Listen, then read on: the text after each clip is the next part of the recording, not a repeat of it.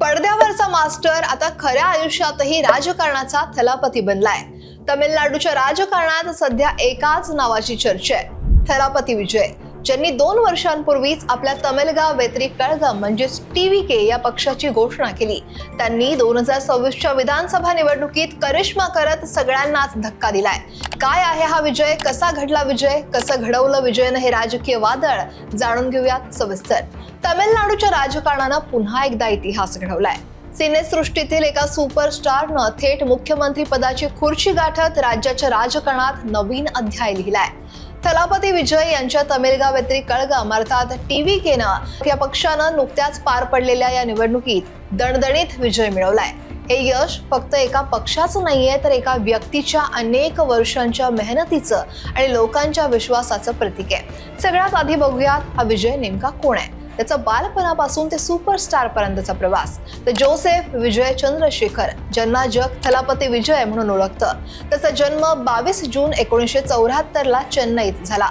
वडील SA चंद्रशेखर हे प्रसिद्ध चित्रपट दिग्दर्शक आहेत आणि आई शोभा चंद्रशेखर गायिका आहेत। विजयनं अगदी लहान वयातच वयाच्या 10व्या वर्षी म्हणजे 1984 साली वेट्री या चित्रपटातून बाल कलाकार म्हणून अभिनय क्षेत्रात पदार्पण केलं। त्यानंतर वयाच्या 18व्या वर्षी नालैया थिरुप्पू या चित्रपटातून त्यांनी मुख्य अभिनेता म्हणून पदार्पण केलं। 1990च्या दशकात त्यांनी अनेक रोमॅन्टिक आणि ऍक्शन चित्रपटात काम करून प्रेक्षकांची मनं जिंकली। पुवे उनका 1996 साली, कादलक्कू मर्यादै, त्यानंतर कुशी, गिल्ली आणि पोक्किरी हे त्यांचे काही गाजलेले चित्रपट आहेत। आपल्या करिश्म्याने आणि अभिनयाने ते लवकरच सुपरस्टार बनले। जननायकन म्हणजे जनतेचा नेता हा त्यांचा 69वा आणि अखेरचा चित्रपट, ज्यासाठी त्याला तब्बल 275 कोटी रुपये मानधन मिळालं। भारतातील सर्वाधिक मानधन घेणाऱ्या अभिनेत्यांपैकी विजय हा एक आहे। 1994 मध्ये त्याला वडिलांनी इलय थिलपती म्हणजे तरुण सेनापती म्हणून ओळख मिळवून दिलेली। काहींचं म्हणणं आहे की राजकीय प्रवास विजयचा तेव्हाच सुरू झाला। 2013च्या थलाइवा या चित्रपटाची टॅगलाईन होती टाइम टू लीड, नेतृत्व करण्याची वेळ आली आहे। त्याचा चाहता वर्ग हा फक्त तामिळनाडूतच नाहीये, तर जगभर पसरलाय।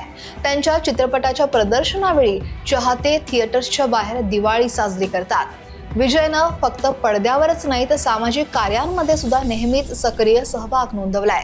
विजय मक्कल इयक्कम म्हणजेच विजयची जनचळवळ या त्यांच्या फॅन असोसिएशनच्या माध्यमातून त्यांना अनेक वर्षांपासून समाजसेवा सुद्धा केली आहे, ज्यात तमिळनाडूभर सुमारे 85,000 शाखा होत्या।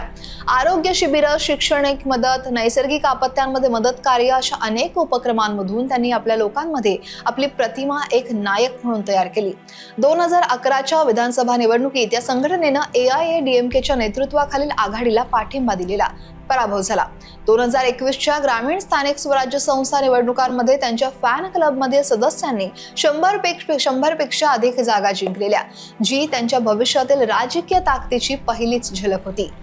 त्यानंतर 2 फेब्रुवारी 2024ला विजयनं आपल्या राजकीय पक्षाची घोषणा केली, तमिळगा वेत्री कळगम TVK।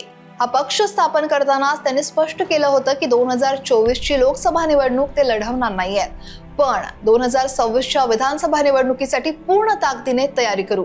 त्यानंतर TVKच्या या विजयामागे आता अनेक महत्त्वपूर्ण घटक आहेत। सगळ्यात आधी जमिनी स्तरावरील मजबूत नेटवर्क। विजय मक्कल इयक्कम या संस्थेच्या माध्यमातून अनेक दशकांपासून ग्रामीण भागासह सगळीकडेच एक मजबूत नेटवर्क हे तयार करण्यात आलं। त्यानंतर युवा आणि महिलांवर लक्ष दिलं।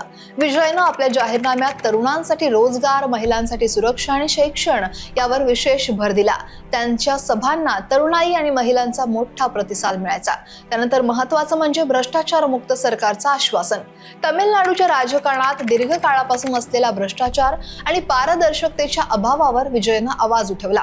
त्यांनी भ्रष्टाचार मुक्त, पारदर्शक आणि जबाबदार सरकार देण्याचं आश्वासन दिलं।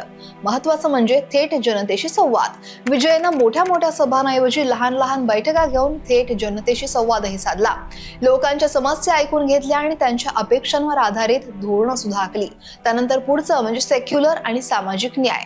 TVKनं मध्य आणि डाव्या विचारसरणीचा स्वीकार करत समानता, धर्मनिरपेक्षता आणि सामाजिक न्याय या सगळ्या तत्वांवर भर दिला। त्यांनी डॉक्टर आंबेडकर, पेरियार आणि कामराज यांच्या विचारसरणीचे समर्थन सुद्धा केलं, ज्यामुळे पक्षाला सगळ्या स्तरातील लोकांचा पाठिंबा मिळत गेला। आणि शेवटचं म्हणजे चित्रपटांमधून निवृत्ती। विजयनं राजकारणावर पूर्ण लक्ष केंद्रित करण्यासाठी चित्रपट क्षेत्रातून निवृत्ती जाहीर केली, ज्यामुळे त्यांच्या राजकीय कटिबद्धतेवर लोकांचा विश्वास वाढला. या सगळ्या घटकांमुळे TVKनं DMK आणि AIADMK या पारंपरिक पक्षांना धक्का देत तामिळनाडूच्या राजकारणात आपलं स्थान निर्माण केलं. 27 ऑक्टोबर 2024 ला विक्रवांडी इथं TVKची पहिली राजकीय परिषद झाली, जिला तब्बल 8 लाखांपेक्षा अधिक लोक उपस्थित होते.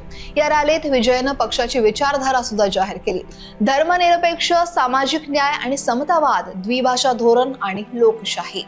7 मार्च 2026 ला महाबलीपुरम इथं आंतरराष्ट्रीय महिला दिनानिमित्त विजयनं TVKचा पहिला जाहीरनामा सादर केला. यात महिला केंद्रीय घोषणा लक्षवेधी होत्या. महिलांसाठी मासिक आर्थिक मदत, मोफत LPG सिलेंडर, सरकारी बसमध्ये मोफत प्रवास, गरीब कुटुंबातील नवविवाहितेला 1 तोळा सोनं आणि रेशमी साडी, नवजात बालकासाठी सोन्याची अंगठी आणि वेलकम किट, गरीब विद्यार्थ्यांना शैक्षणिक साहित्य, महिला सुरक्षा पथक. तर TVKनं मोठ्या प्रमाणावर तरुण आणि पहिल्यांदा मतदान करणाऱ्यांना आकर्षित केलं, ज्यामुळे तो तामिळनाडूच्या राजकारणातला महत्त्वाचा नेता बनला. थलपती विजय हा दक्षिण भारतात खूप लोकप्रिय आहे. एका अहवालानुसार विजयची एकूण संपत्ती 600 कोटी रुपये आहे. चेन्नईमधील विजयचा निलंकराई बंगला ही एक बहुचर्चित मालमत्ता आहे. समुद्रकिनारी असलेला हा बंगला हॉलिवूड स्टार टॉम क्रूजच्या समुद्र किनाऱ्यावरच्या घरापासून प्रेरणा घेऊन बनवलेला आहे आणि तसंच त्याच्याकडे इतरही संपत्ती आहे.